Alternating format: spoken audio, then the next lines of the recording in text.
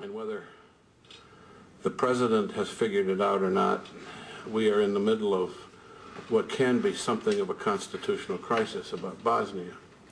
And it is, it seems to me, a classic case of the dispute between the legislative and executive branches, which can never, thank you, my dear, is that gin or water? Knowing this place, it's water. Anyway, that it's the kind of a constitutional dispute that can never be settled for all time. It's the kind of dispute that will arise time and time again. And it is the issue of troops in Bosnia if and when there is a peace agreement. And the Congress is, from its perspective, rightly demanding that the President come to the Congress for some form of authority.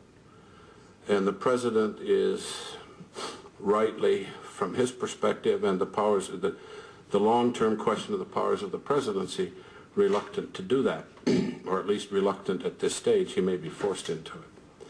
And it is the kind of question that we struggled with before Iraq. And I may have mentioned this before to a group like this, but one of the things I will always remember is the debate that George Bush had up on the second floor of the White House one evening when we were there. And his question was, because he had decided we were going to go to war in Iraq, and his question was, do you go to the Congress or not to get some sort of authority?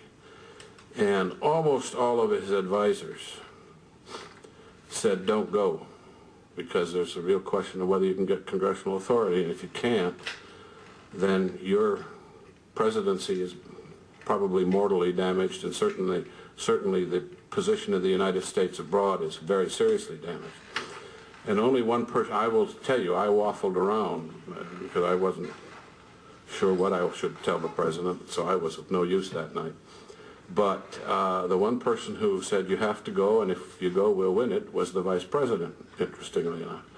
Vice President Quayle was absolutely firm on the need to go to the Congress, and he said we would win it.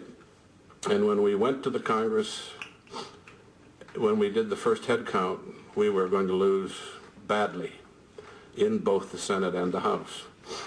Not to dwell on it, but after a great deal of hard work with the Congress. And as well, I think the Congress coming to the view that they just couldn't do this to the President. Not just because it was Bush, but because it was the whole question of what presidential authority meant thereafter. We got the vote, although it was very close in the Senate, we got a vote on a resolution which in effect made it possible for the President, with congressional support, to begin the war in Iraq.